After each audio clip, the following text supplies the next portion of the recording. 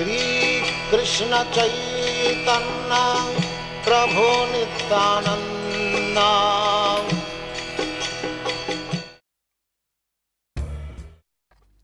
Hare Krishna, welcome to Bhagavad-gita. Here it is, here we have it, Bhagavad-gita as it is, translation and commentary by His Divine Grace A.C. Bhaktivedanta Swami Prabhupada, and my name is Labanga Latika. We are reading the 4th chapter. It's called Transcendental Knowledge, and we're getting a better picture of many things. 2nd chapter, all about the spirit soul, our spiritual nature. 3rd chapter, an understanding of activity and reaction. And Transcendental Knowledge, the 4th chapter, we get to know more about Krishna and also more about how things work. I'm reading text 25, and I had an idea to kind of read a few verses in a row, but I don't know if time will be my friend with that. The point is, there will be many verses now in a row that kind of speak about different aspects, different ways of doing yagna, and then they will be tied together by understanding the goal of them. So we'll see how far we get. Daivameva pare yagyang yogina paryupasate brahmagnava pare yagyang yagye nevo pajuvati. Some yogis perfectly worship the demigods by offering different sacrifices to them, and some offer sacrifice in the fire of the Supreme Brahman. Purport. As described above, a person engaged in discharging duties in Krishna consciousness is also called a perfect yogi or a first-class mystic. But there are others also who perform similar sacrifices in the worship of the demigods, and still others who sacrifice to the Supreme Brahman or the impersonal feature of the Supreme Lord. So there are different kinds of sacrifices in terms of different categories. Such different categories of sacrifice by different types of performers only superficially demark varieties of sacrifice. Factually, sacrifice means to satisfy the Supreme Lord Vishnu, who is also known as yagna, which means sacrifice. All the different varieties of sacrifice can be placed within 2 primary divisions, namely sacrifice of worldly possessions and sacrifice in pursuit of transcendental knowledge. Those who are in Krishna consciousness sacrifice all material possessions for the satisfaction of the Supreme Lord, while others who want some temporary material happiness sacrifice their material possessions to satisfy demigods such as Indra, the sun god, etc. And others who are impersonalists sacrifice their identity by merging into the existence of impersonal Brahman. The demigods are powerful living entities appointed by the Supreme Lord for the maintenance and supervision of all material functions, like heating, watering, and lighting of the universe. Those who are interested in material benefits worship the demigods by various sacrifices according to the Vedic rituals. They are called Bahu Ishvaravadi, Bhavishvaravadi, or believers in many gods. But others, who worship the impersonal feature of the Absolute Truth and regard the forms of the demigods as temporary, sacrifice their individual selves in the supreme fire and thus end their individual existence by merging into the existence of the Supreme. Such impersonalists sacrifice their time in philosophical speculation to understand the transcendental nature of the Supreme. Yes, that was a lot. There is a little bit left, but the thing here is sacrifice, it's a little foreign to us. We're thinking maybe Old Testimony, burnt offering, and something that is very far from our daily life. But actually, in a sense, a sacrifice is an exchange. You give something up in order to achieve something, or you give something up in order to give something to that person.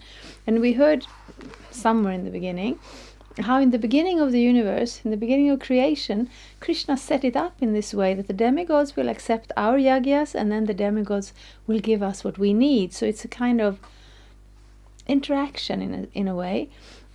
So different persons in different positions will approach the whole concept differently. And even us, as far as we may be from this type of culture and this understanding, we will also give something up in order to get something.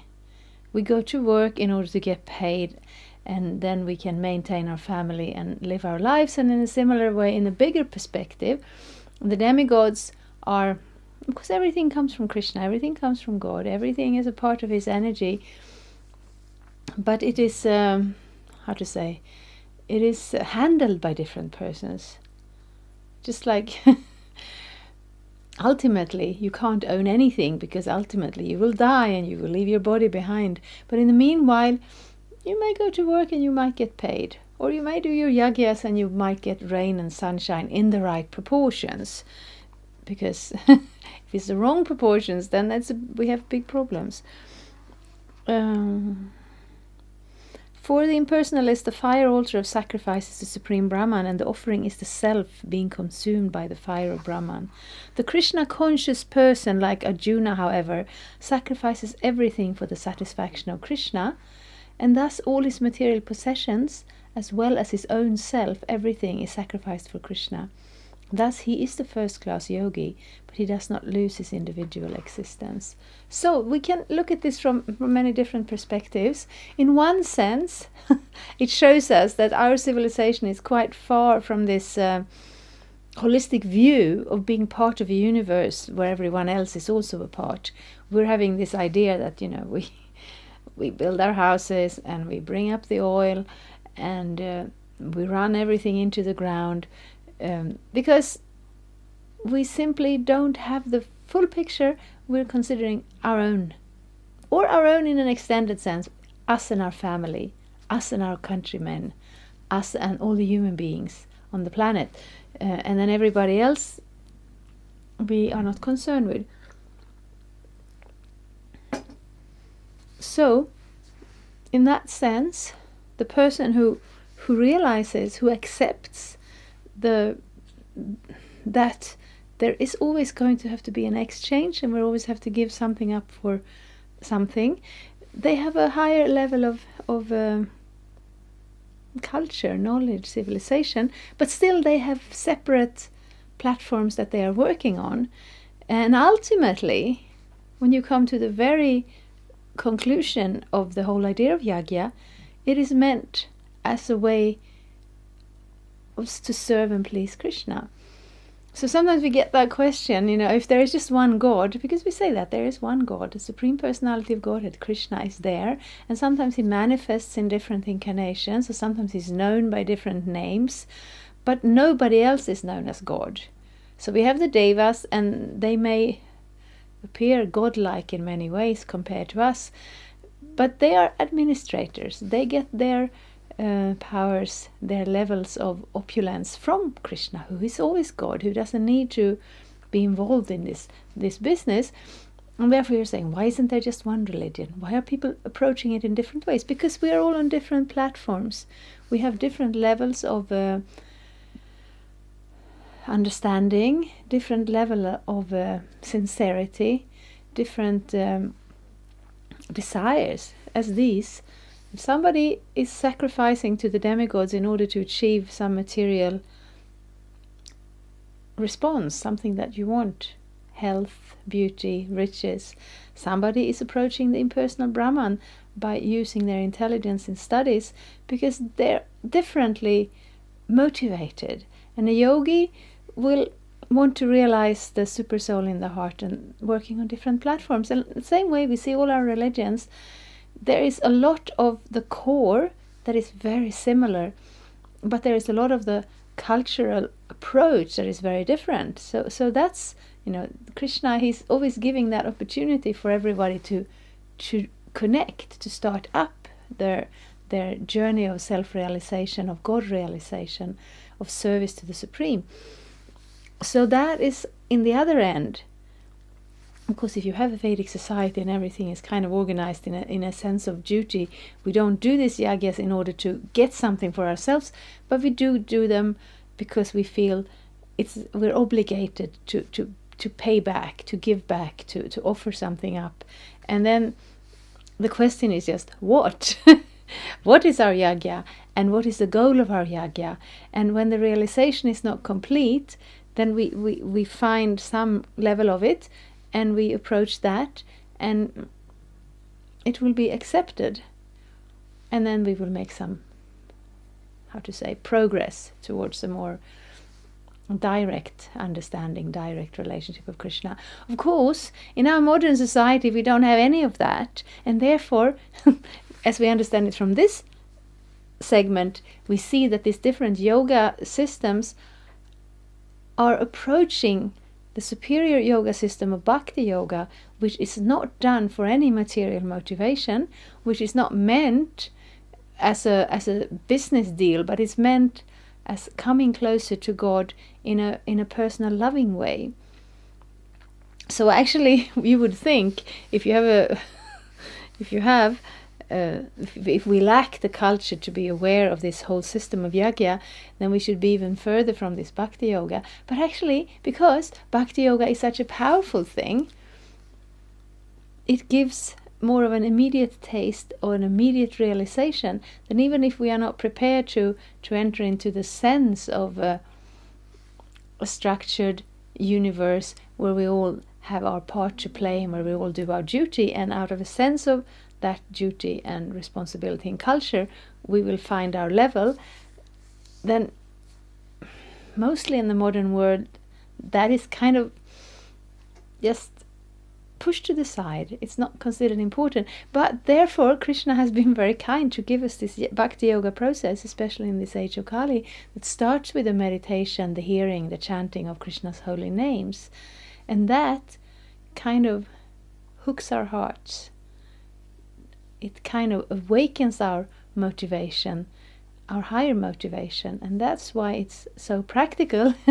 It's a practical approach. We may not be qualified for all the other yogas, but somehow or another we're welcomed onto the highest tier of the whole yoga system.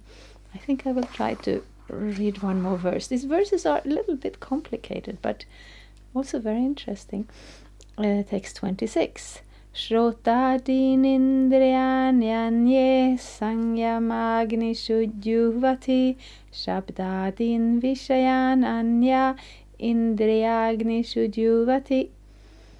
Some, the unadulterated brahmacharis, sacrifice the hearing process and the senses in the fire of mental control, and others, the regulated householders, sacrifice the objects of the senses in the fire of the senses. Purport. The members of the 4 divisions of human life, namely the brahmachari, the grihastha, the vanaprastha, and the sannyasi. I think we have been speaking about this before. The brahmacharis are the celibate students. So for a child it's quite uncomplicated to be celibate student, and also very good for learning knowledge and for building character. The grihastha, the householders, they who maintain a home and maybe a little more of a material situation that as their responsibility. The vanaprastha, those who are not taking up the vow of monk life again, but who are fading out the material part of life and adopting a mere renounced life a little bit when you're a little bit older. And the sannyasis, who are taking that final vow of renounced life, are all meant to become perfect yogis or transcendentalists. Since human life is not meant for our enjoying sense gratification like the animals, the 4 orders of human life are so arranged that one may become perfect in spiritual life. The brahmacharis, or students under the care of a bona fide spiritual master, control the mind by abstaining from sense gratification. A brahmachari hears only words concerning Krishna consciousness. Hearing is the basic principle for understanding, and therefore the pure brahmachari engage fully in Harinam Anukirtanam, chanting and hearing the glories of the Lord. He restrains himself from the vibration of material sounds, and his hearing is engaged in the transcendental sound vibration of Hare Krishna, Hare Krishna. Similarly, the householders who have some license for sense gratification perform such acts with great restraint. Sex life, intoxication, and meat eating are general tendencies of human society, but a regulated householder does not indulge in unrestricted sex life and other sense gratification.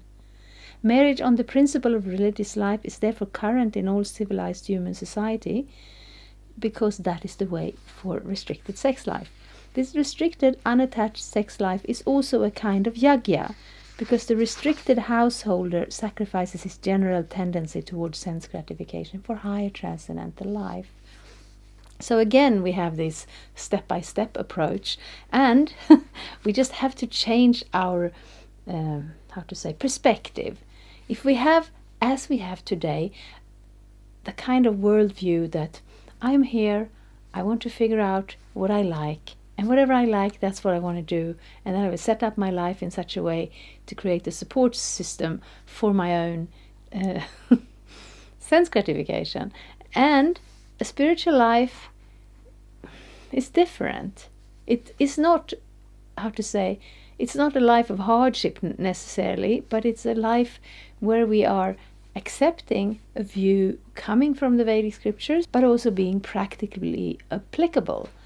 That we see that simply focusing on trying to arrange our own sense gratification, sometimes in conflict with other people's sense gratification, does not create that peaceful, happy life that we kind of expect and deserve.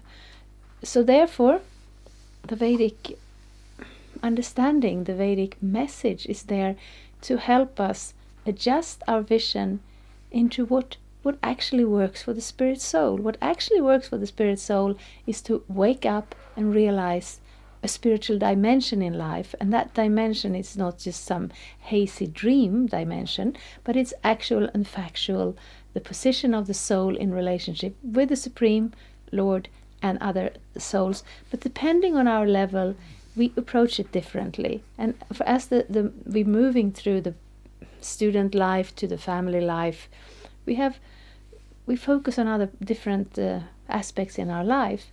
But that life of starting out, for children, it's very simple to live a simple life. They need love and care, and to feel safe, of course, and to have their needs fulfilled. But really, a child will not have a problem with celibacy, because that is a natural stage. And then you train the senses in such a way that when you enter the Krsna life, the family life, you're not pulled here and there by your senses in the same way, and then you're able to focus on your spiritual development throughout life. So that's the meaning of yagna. It means to be connected in the universe, to be situated where you can make the most advancement. And somehow I think these verses are a little difficult to relate to, because we don't kind of use that type of vocabulary. But the Bhagavad-gita is there to give us the opportunity to make the most out of the human life by giving us the knowledge, the methods, and the motivation needed. And these verses are part of that. Thank you very much. Hare Krishna. Thank you for watching. We aim for updates every Tuesday and Friday. Please come back. If you have any questions or comments, please leave them down there. We also have some links and information for you. And there is, of course, the subscribe button. Thank you. Hare Krishna. I'm a Hare Krishna, and I approve this message. Subscribe. Hare Krishna, Krishna Krishna, Hare Hare, Hare Rama, Hare Rama.